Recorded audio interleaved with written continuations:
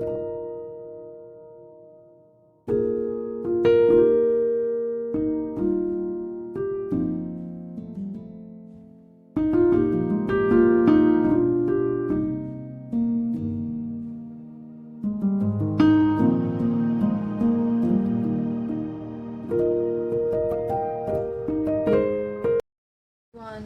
back with my new video that is on anatomy of eyeball.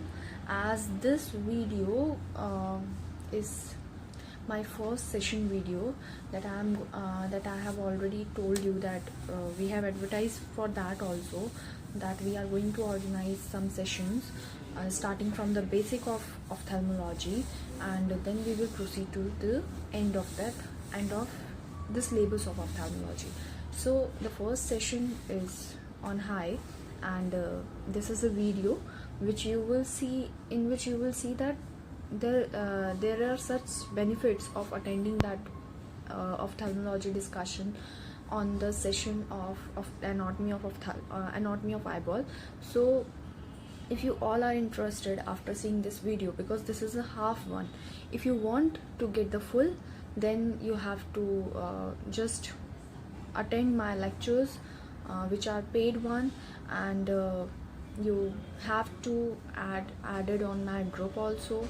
In that you will get the PPT as well as the videos. So if you are if you want to do that kind of, or if you want to join the ophthalmology discussion group, then kindly get back to me on my mail ID, and I will share my number on that. Thank you so much, and kindly view this video first and then decide what you have to do. Posterior diameter. The front diameter is more than the vertical and horizontal diameter. Means the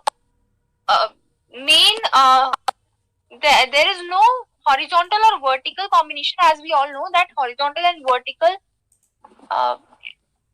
the horizontal and vertical diameter is not more than the anterior posterior diameter. This is genuine thing, because vertical and horizontal is a kind of added part of diameters, na?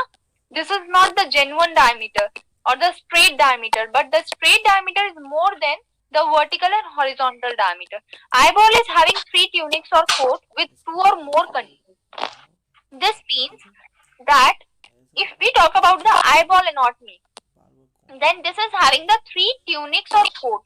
Coat means coating with 2 or more content. Means these coatings are not these coatings are not only themselves, but they have some kind of content in them also. So 3 tunics are external fibrous outer supporting layers, cornea, opaque sclera, and there is a junction on limbus also. You can say that the external fibrous outer supporting layers are cornea, opaque lens, as well as sclera, and there is a junction on limbus also. These 4 things we understood in external fibrous outer supporting layers. Okay. Intermediate vascular is a kind of name which we understand that there is a vascularity also. So vascular thing have some kind of supporting structures which will help them to just circulate everything. So like ciliary body, iris, choroid are the uveal tract, which are considered as intermediate vascular structures. Internal neural and inner neural. Neural means those are connecting with our brain, those structures which are connecting with our brain. So retina along with the optic nerve is prolonged with the brain. Okay, so these 3 coatings we need to understand, and these 3 coatings or tunics are considered in the eyeball as in content. Okay, with their more and more content. So anything in this slide is not understood by you, kindly tell me.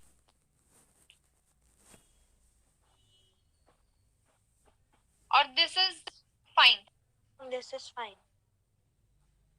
Okay. 2 or more contents. Which contents I am talking about? These are those contents. Like 3 tunics are there. External, we have understood about the tunics. The coating one. These are the coatings. External fibrous outer supporting layer, intermediate vascular, and internal neural or inner neural.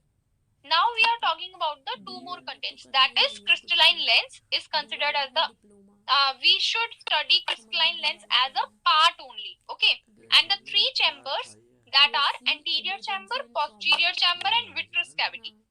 These three chambers are considered in the contents of eyeball. So crystalline lens is a transparent structure behind the iris. We all know that lens is placed behind the iris only. We know the structure of eyeball also. Do you know the structure of eyeball? Yes. Yeah. So eyeball structure is having lens behind the iris supported by the fine fibers that are known as zonules, and they are attached with the ciliary body also. Okay. The three chambers are anterior chamber, posterior chamber, and vitreous cavity.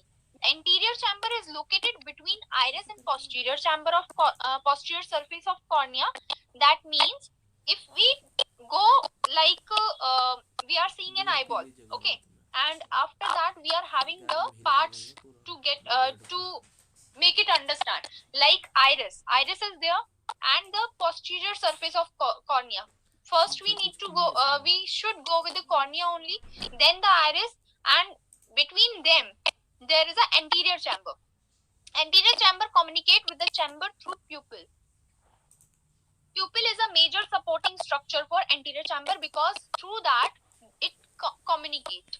So posterior chamber is a minute in size. Posterior chamber is not more very much, but it's a minute in size, bounded by lens and zonules. Lens and zonules is having the posterior chamber where the angle where the that what we call that where the fluid is very minute. Okay, that is not very much. Vitreous cavity is largest and located behind the lens and zonules adjacent to retina. Vitreous cavity, what we are talking about, this cavity is the largest one, and this is located behind the lens and zonules adjacent to the retina. Adjacent to the retina means retina is just side away of this vitreous cavity.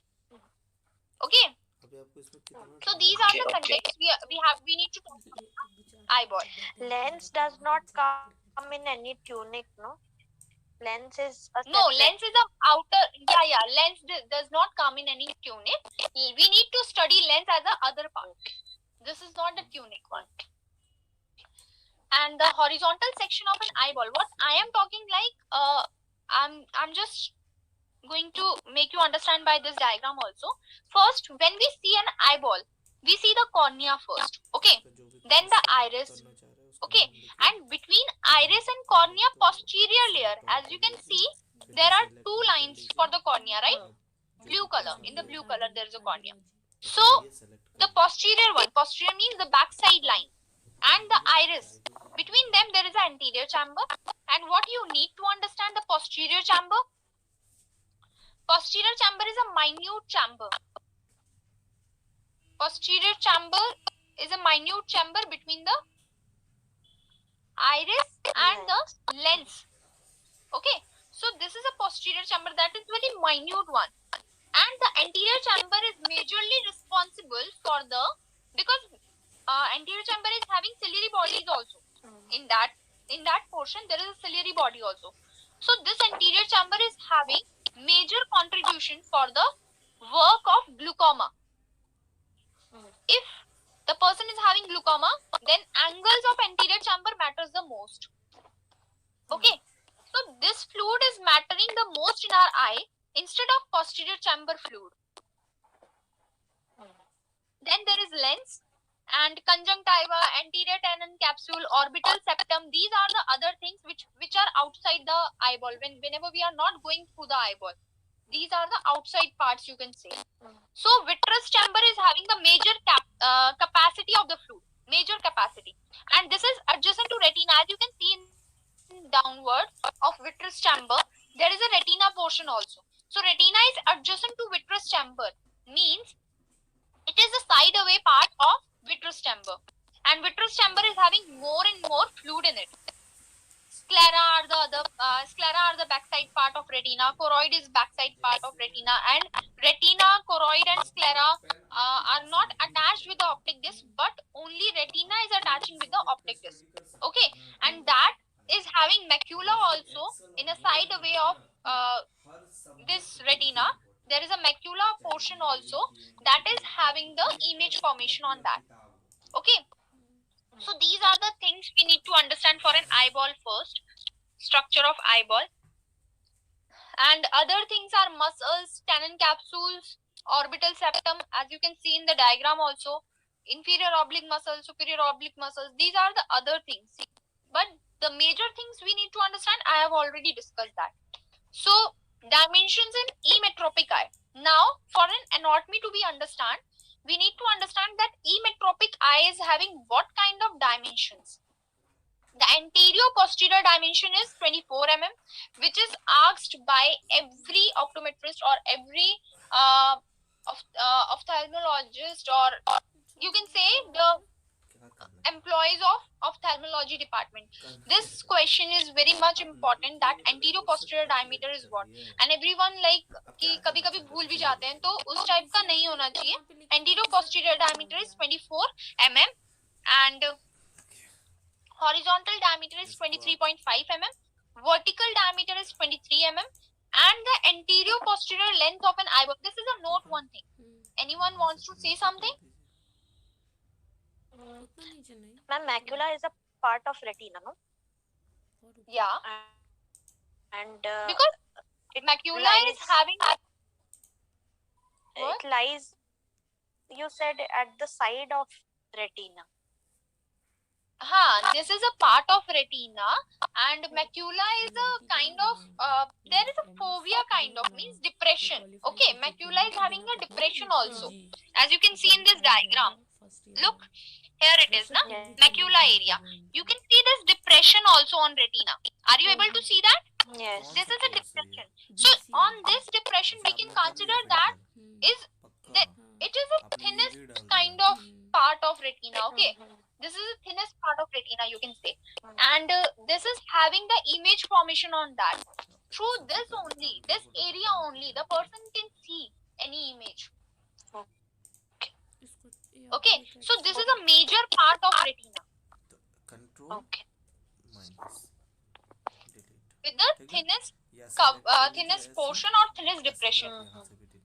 If it get kind of कि ये vanish होता जाएगा, तो उसको disease start हो जाएंगी. बहुत सारी डिजीज हो सकती है, मैक्यूलर होल हो सकता है, उसको मैक्यूला में कोई प्रॉब्लम हो सकती है, सिस्ट हो सकते हैं, ग्रेजुएट्स हो सकते हैं, बहुत सारी चीजें हो सकती हैं. ठीक है, सो ये सारी चीजें मैटर करती है मैक्यूला के पार्ट के लिए.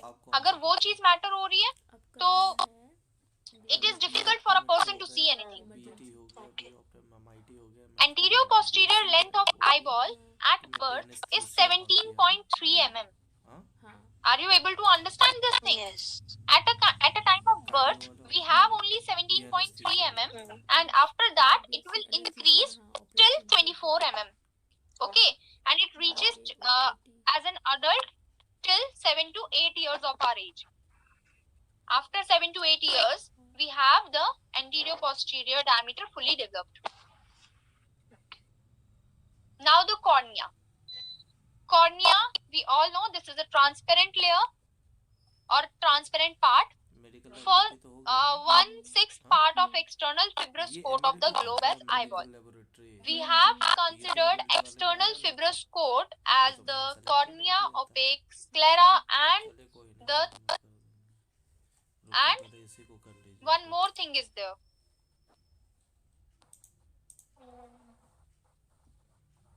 Limbus.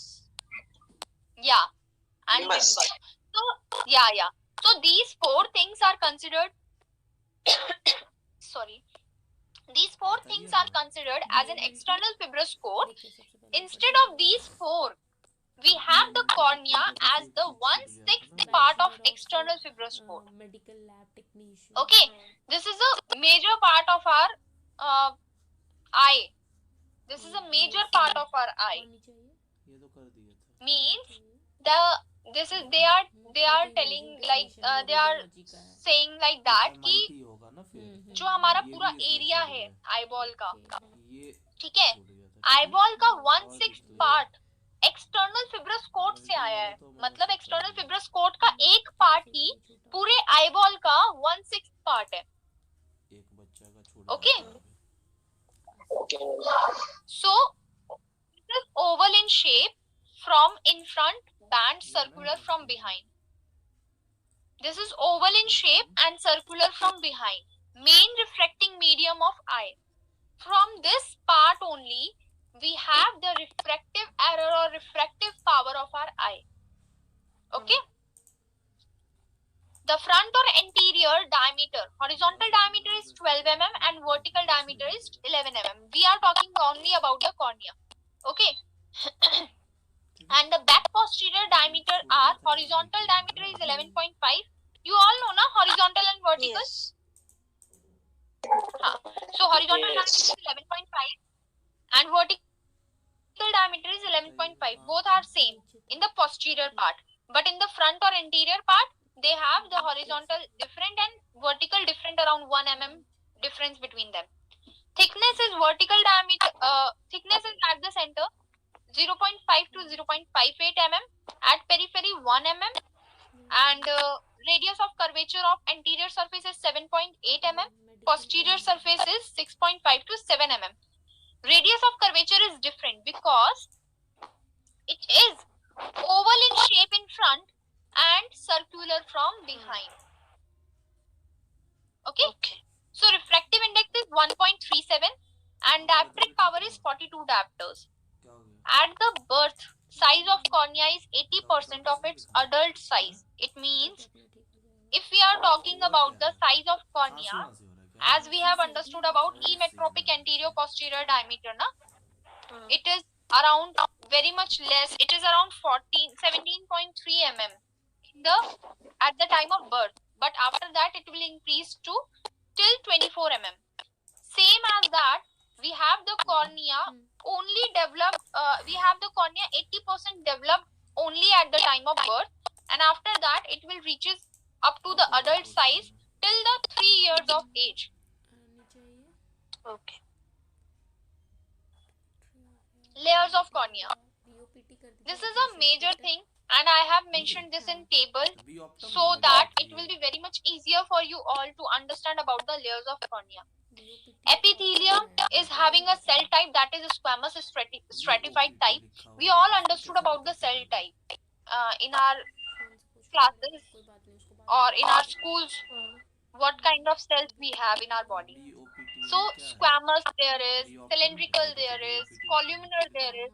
So epithelium is having the squamous stratified type, that is having the thickness of 50 to 90 micrometer. Dialysis करिए. The thickness is 50 to 90 micrometer, and other features are it replaces once in a week. It means epithelium can be regenerated. If it get break, then it will get regenerated once in a week. Okay? Okay. Or it will replace once in a week. It can be replaced also. Become continuous with the epithelium of bulbar conjunctiva of limbus. We all know that cornea is having the superficial layer which is known as epithelium. Okay? And the superficial layer is being in contact with the limbus portion also. Because cornea is having the sideways of limbus, the sclera, these are the parts are there. Na?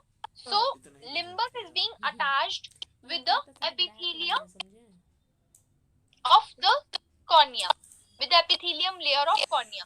So, epithelium of bulbar conjunctiva of limbus is being continuous with the epithelium layer. Bowman's membrane. Bowman's membrane is a acellular mass of condensed collagen fibrils. There are some fibrils in cornea also that are condensed, but they don't have that kind of mass in them. Okay, so these are known as acellular mass of condensed collagen fibrils. The thickness is 8 to 19 micrometer. This is getting low.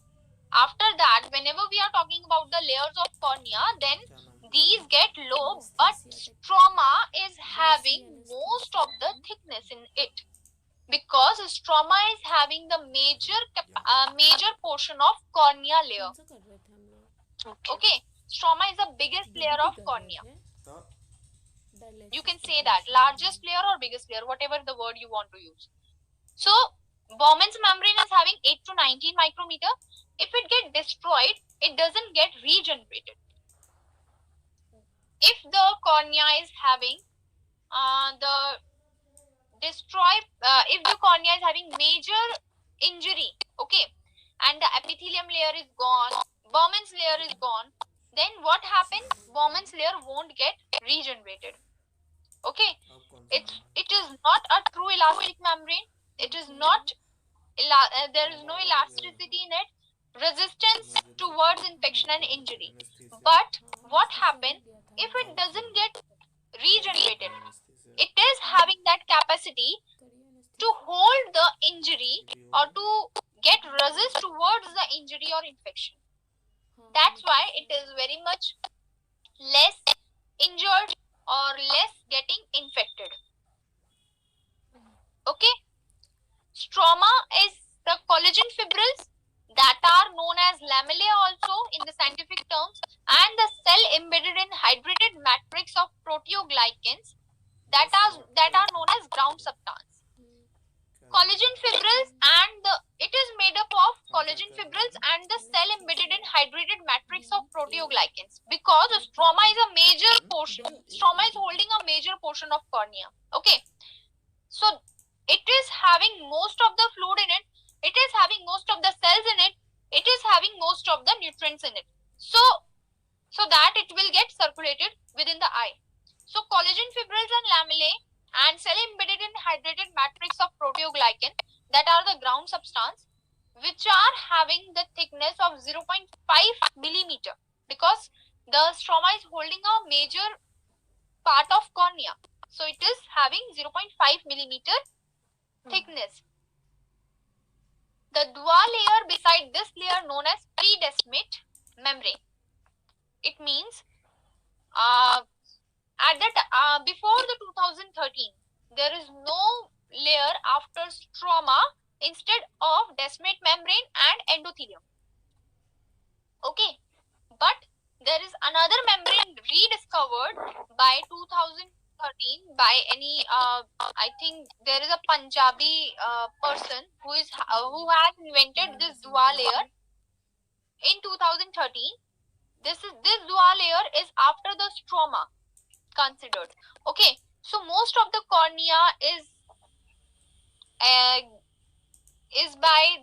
holding by the stroma only, and Dua layer is beside this stroma. So other features we need to understand with the stroma is these two only. Now the desmate membrane. The desmate membrane is a strong homogeneous layer. Homogeneous layer means